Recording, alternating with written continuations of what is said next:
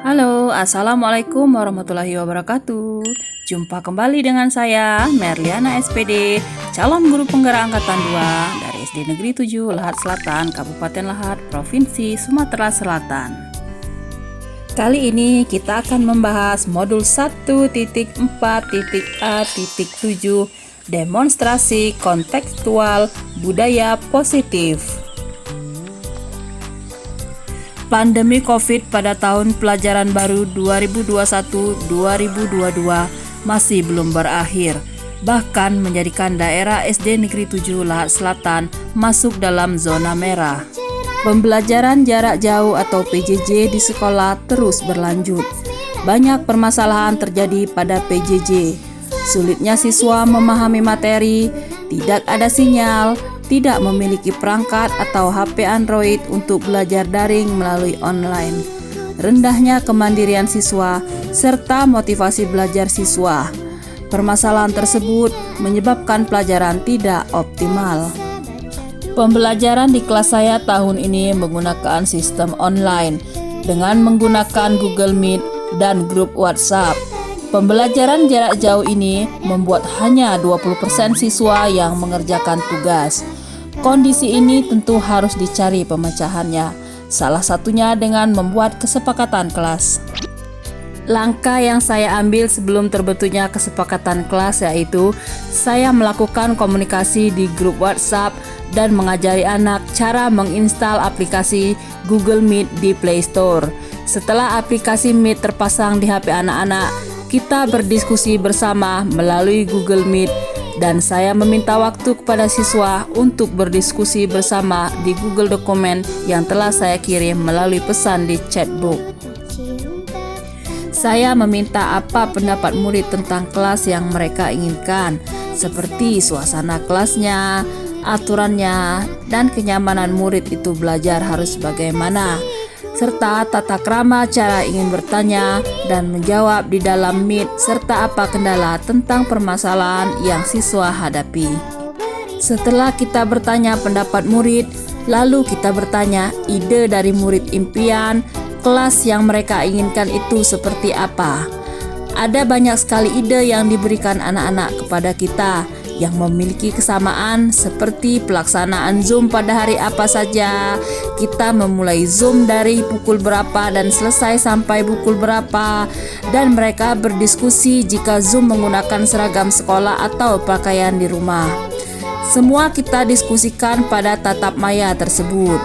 Kemudian saya mengambil kesimpulan dengan mengambil 6 poin saja yang penting anak-anak paham dan bisa bertanggung jawab atas kesepakatan yang kita buat bersama. Langkah selanjutnya adalah ambil kesimpulan dari murid untuk dapat dipertanggungjawabkan dengan cara menuliskan nama kita masing-masing di bawah pendapat atau ide yang sudah kami tulis di lembar Google Doc. Dan langkah terakhir adalah melihat bersama kesepakatan kelas untuk dapat dipertanggungjawabkan dan dievaluasi jika masih ada kekurangan. Dan kesepakatan kelas kita jadikan sebuah poster yang menarik menggunakan aplikasi Canva. Guru dan siswa menempelkan foto mereka sebagai tanda persetujuan pengganti tanda tangan. Dalam proses pembuatan kesepakatan kelas, saya bertindak sebagai fasilitator yang memandu jalannya diskusi. Tindakan lainnya yang saya lakukan adalah memberikan arahan bagi siswa ketika mereka belum paham membuat tulisan positif yang akan dituliskan menjadi kesepakatan kelas. Tanggapan siswa terhadap pembuatan kesepakatan kelas sangat baik. 60% siswa terlibat diskusi dan menyetujui hasil kesepakatan kelas. 40% siswa lainnya tidak ikut terlibat di Google Meet karena sinyal dan ada yang belum berhasil memasang aplikasi Google Meet pada perangkat mereka. Akan tetapi, mereka berkomunikasi melalui grup WhatsApp dan menyetujui semua hasil diskusinya.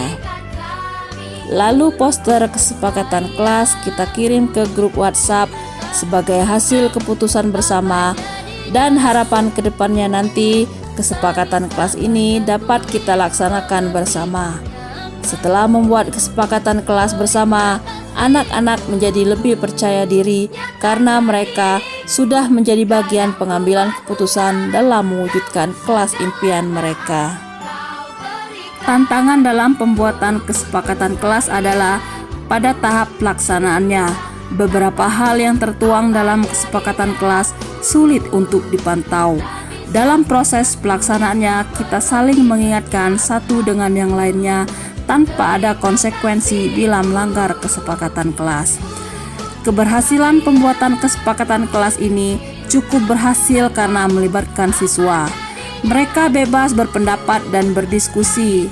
Hal ini selain menghasilkan kesepakatan kelas secara tidak langsung, juga membiasakan mereka untuk berdemokrasi dan bertanggung jawab terhadap kesepakatan kelas yang sudah disetujui. Pelaksanaan kesepakatan kelas ini juga memberikan hasil positif. Jumlah siswa yang mengerjakan dan mengumpulkan tugas mengalami peningkatan.